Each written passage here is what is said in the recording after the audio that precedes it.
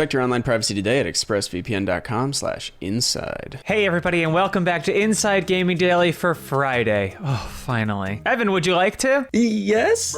Okay. No, come on. Yes. That can't be or yes. Yes. There we go. That's more like That's it, more yeah. So, shall we talk about the military and how they're looking to take gamers to war? Yeah. All right, what are we playing? Warzone, Apex no, Legends, no. Fortnite? Hang on. It's actually fake giveaways on Twitch. Also not fake war, real war, Connor. Oh. Yeah. Yeah. We'll get into those details in a moment, but first we have to ask, what world is this that we're living in here? What hellscape nightmare realm? It's called an empire. Oh, We've been in cool. one for a long time. And yes, everybody, we're talking about real war, not just a few rounds of Fortnite, because when you live in a country that's fighting multiple wars at the same time, some secret, some not secret, you always need a fresh supply of recruits. I'm doing my part.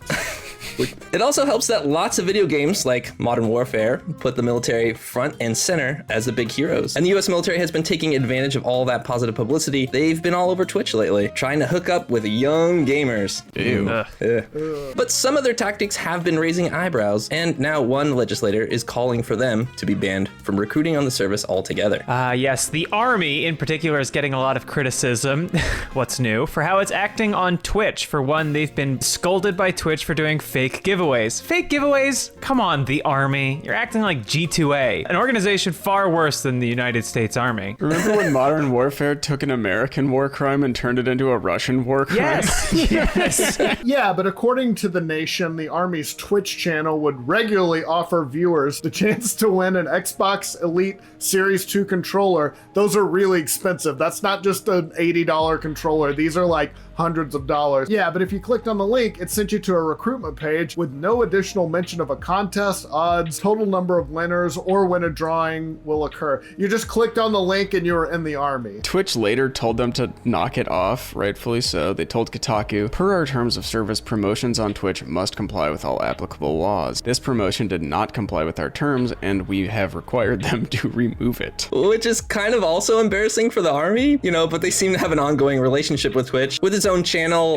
Meanwhile, the Armed Forces also sponsor Twitch's esports brand and its channel Twitch Rivals. Yeah, the Army is very much a thing in esports. But that's not the first time that we've seen the Army's Twitch channel spark controversy. It was also criticized recently for banning viewers who asked about war crimes. Earlier this month, a video circulated of a person getting banned for mentioning war crimes to the US Army esports team during a Call of Duty Warzone match. Yeah, those war crimes comments were made by Jordan Ull, a political consultant and activist. Ull is also a streamer, but said he was incensed that the Army was recruiting through Twitch. He told Vice, if the Army wants to recruit with these modern tools and these modern platforms that are widely used by young susceptible kids, young impressionable kids, the kids have at least a right to know what the military does and has done. Oh my God, get on board, hippie. Jeez. It's called freedom. It needs to be defended constantly. All acknowledged that it was pretty trolly behavior on his part, but since it's the Army and therefore a branch of the government, some experts said those bans were unconstitutional. Particularly Katie Fallow, who is an attorney at Columbia University, told the Washington Post that, quote,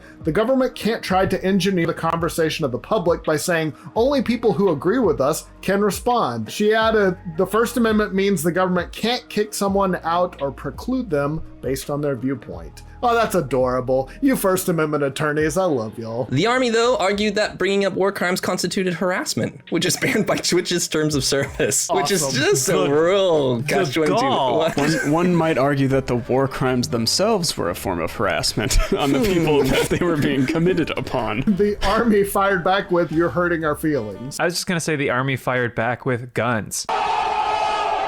Army spokeswoman Lisa Ferguson told the Washington Post that the Army esports team does not regulate viewpoints of participants on its social media forums. She added, the Army may reasonably regulate the time, place, and manner of discussions on its recruiting social media sites. Army esports social media sites are non-political forums for sharing information about joining the Army. That's political. Meanwhile, it makes sense that Twitch would be attractive to the military because more people than ever are watching gameplays. According to the latest streaming industry report by Stream Elements and Arsenal.gg, Twitch viewership has skyrocketed during the pandemic. Yeah, viewership grew to 5 billion hours watched between April and June. That's up more than 50% from the first quarter this year. It's up more than 60% over the same time period last year. So it's massive. Why would the military be interested? Well, Twitch has also said their streams reach 80% of male teens in the US. That is prime recruiting age.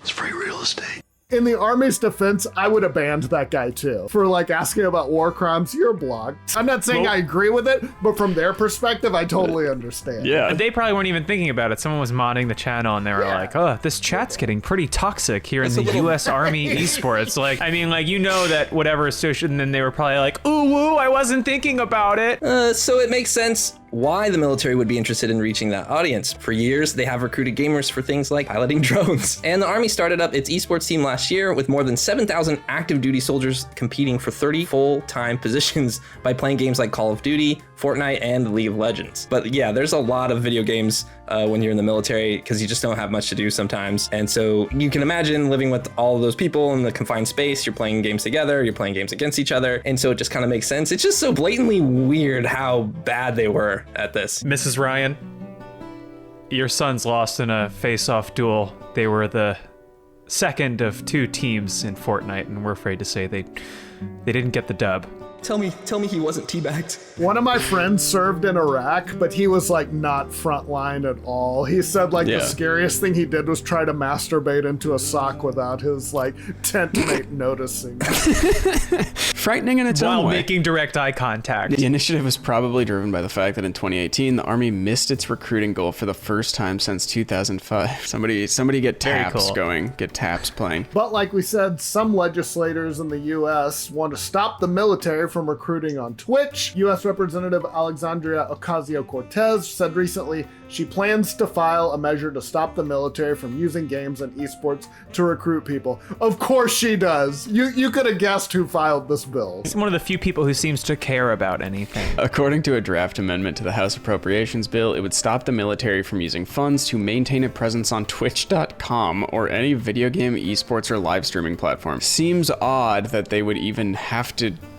do that. What if Twitch is like with their .tv domain like, okay, go for it. That doesn't mean it'll necessarily pass because there's a ton of hoops that it would need to jump through, and it could always get cut or have like a million things added onto it and then not pass because of some other thing. But Ocasio-Cortez called it incredibly irresponsible for the Army and the Navy to be recruiting impressionable young people and children via live streaming platforms. I mean, really, like children, like 8-year-olds are like watching this stuff. I thought it was cool to be Steven Seagal and like action hero, and the way you become that is by joining the armed forces. I guess they'll have to be content with all of movies representing them in a mostly positive light. And still video games, they just won't be able to stream them. And video games and everything else. And our political culture and all sports. I think the military will be okay. I think they're going to be fine. And the incredible shelf life of Tom Clancy books at airports. Vice pointed out that the U.S. Army, the Navy, the Air Force all have esports teams on Twitch to hook up with potential recruits. That sounds hot. Ocasio-Cortez pointed out, though, that the Marines don't engage this. Maybe they're just looking for a few good men, not just all the dredges on Twitch. AOC added, war is not a game, and the Marine Corps' decision not to engage in this recruiting tool should be a clear signal to the other branches of the military to cease this practice entirely. Again, we should note that there's no guarantee that this will pass, and AOC is pretty universally known as one of the most left-leaning members of Congress, but this is a sign that legislators are taking a long, hard look at the practice. I mean, it's weird. It just feels gross. Like, I don't want an official Congress Twitch channel. However, okay, maybe, yeah. Congress Gaming, U.S. House of Representatives Gaming. I don't know how you can look at that and be like, no, that's fine. It doesn't surprise me though. Like, of no, course, it not makes at all. it tracks. I mean, it's an extremely useful recruiting tool if you choose to use it that way. And again, like all video games, or most of them, like put the military front and center as like the big heroes. Like they're the stars of every story.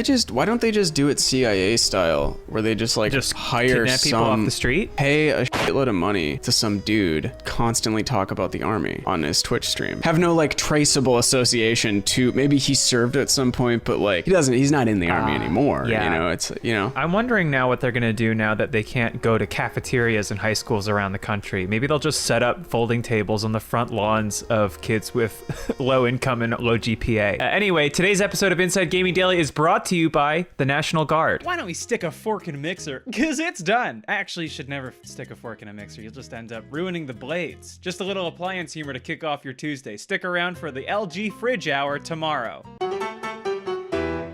Yeah, we knew things weren't looking good for Microsoft's streaming service. Obviously, it's been the butt of some jokes